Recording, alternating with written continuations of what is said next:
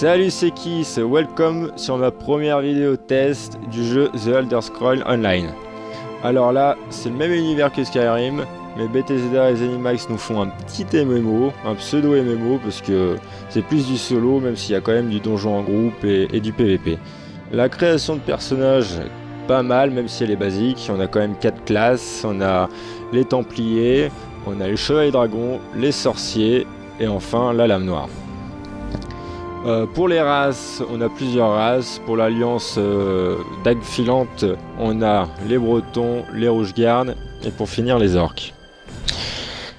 Pour l'alliance Aldemeri, on a les Hauts Elfes, les Elfes des Bois et Khajiit, une sorte de chat ou de lion, tu fais comme tu veux. Et pour l'Alliance Cœur-Ébène, on a les Elfes Noirs, les Nordiques et les Argoniens, une sorte de lézard. Bref, chaque race a ses caractéristiques, comme lui, on voit qu'il peut avoir les guérisons, bonus de guérison, de bâton et une résistance au poison. Voilà. Donc, je vais vous faire prochainement les graphismes sur mon petit Khajiit niveau 6, et on se retrouve tout de suite.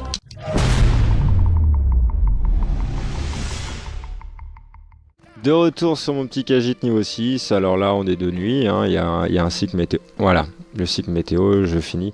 Donc là ce que vous venez voir c'est un petit lag, quand on arrive en ville ça fait un petit lag, alors je recule un petit peu, hop, et voilà, on vient de le voir, c'est ces lags, c'est un peu pénible, ça arrive qu'en ville, mais c'est assez fréquent en ville, voilà, vous venez de le revoir. C'est assez fréquent et c'est un peu pénible. Niveau graphisme, c'est pas exceptionnel. On va dire que c'est un MMO et qu'on compte pas les graphismes, mais quand même, je demande pas à avoir les coccinelles là sur le parterre de sol, mais quand même un minimum sur Next Gen. Je rappelle qu'on est sur Xbox One. Ça aurait été pas mal. On voit une petite barre noire en haut avec des flèches lumineuses là.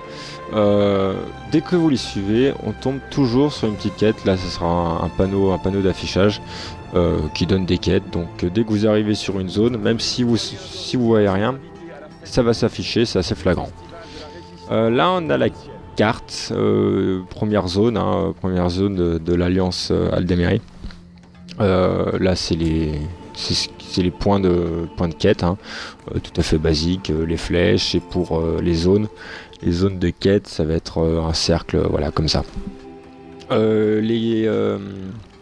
Les autres zones de départ de notre alliance, ça sera les zones finales de l'alliance à vous. Voilà. Donc voilà, on peut voir qu'il y a quand même pas mal de zones. Donc il y a de quoi faire, franchement il y a de quoi faire là-dessus, c'est pas mal. Après je vais vous montrer la boutique, donc voilà, toujours des trucs payants. Donc là c'est pour les montures, voilà les montures. Après on a des lots, des packs, voilà, les pets, des déguisements, des consommables, bref de quoi faire plaisir aux grands riches. Là on a la collection, c'est là où tous les déguisements, les familiers et les montures sont stockés. Tout ce que vous achetez pour chaque perso qui sont reliés. Là c'est l'inventaire, donc c'est pas mal foutu pour la console, c'est assez instinctif. Là on a les points d'attribution. Moi j'ai mis tout en vigueur parce que je me fais un petit truc archer fufu quoi. Donc vous faites comme bon vous semble, si vous voulez faire un sorcier, plus de magie, etc. Compétences. La compétence. Ah oui, compétence, faut que je mette un point parce que sinon ça apparaît pas. Attends, je vais mettre un point en vigueur. Non, à magie, allez. Vigueur. Allez, vigueur. Voilà, donc là on a toutes les compétences, donc assassinat qui a plusieurs sorts, plusieurs talents qui évoluent au fil de la progression. Donc il y a plusieurs compétences, il peut y avoir les compétences même pour les armes, donc armes à deux mains, les arcs, voilà, des compétences d'armure. qui offre des bonus passifs et compétences cachées, voilà. Il y a plein de compétences, faut faire son petit build, c'est assez sympa, on peut faire tout ce qu'on veut, c'est rigolo, ouais. Là-dessus c'est pas mal foutu. On a des émotes comme tous les MMO, même si voilà, c'est pas un raccourci, c'est pas un raccourci instinctif, quoi, c'est pas, voilà. Donc on revient sur le gameplay et puis à tout de suite.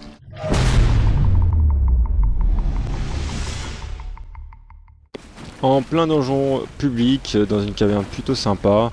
Tout à l'heure j'ai dit que les graphismes c'était pas tip top, mais au moins ils sont variés. C'est vrai que les décors sont assez variés. Là on a une caverne plutôt sympatoche. J'ai vu de la lave, de la glace, bref. Prendre ma petite quête. Tac, tic, hop, hop. Merci, muchas gracias. Donc voilà, on peut voir 5 compétences en bas, 5 sorts à choisir dans toutes les compétences dites précédemment, dans tous les builds, les armes, tout ça. Et une compétence ultime. Chaque donjon a sa petite carte, quand c'est assez pratique. Et de toute façon, je fais vite fait le tour parce qu'on va faire le PVP maintenant.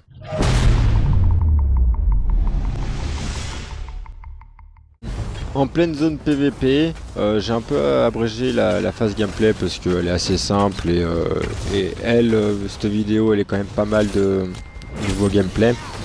Donc voilà, c'est un peu le bordel et ça fait extrêmement plaisir. Ça me rappelle les moulins de Tarenne, les vallées d'Alterac au début de WoW où c'est la couche générale, tu peux te cacher derrière les trucs, prendre par derrière sans faire jeu de mots. Non, franchement c'est pas mal. J'allais jouer pendant une petite heure et j'étais bien pris dedans.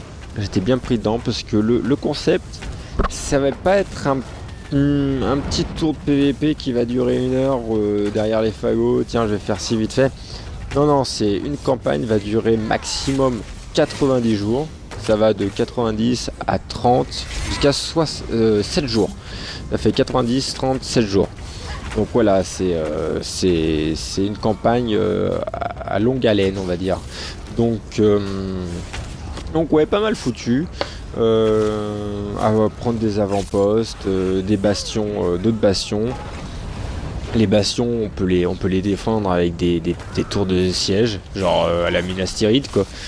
C'est pas mal, franchement pas mal. Le PVP, ils ont pas mal géré Bethesda et ZeniMax. Et de toute façon, on va revenir sur une vidéo event public.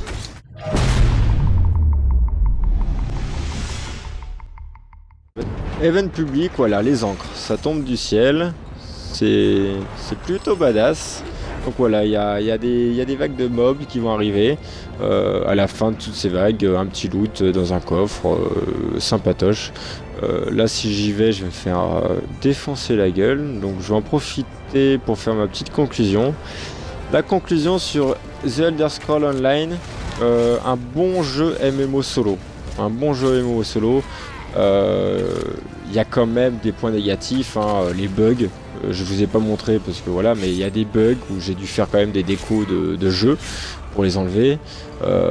Des graphismes qui sont pas tip top, mais ils se rattrapent sur certains avantages, les décors, la musique, les events.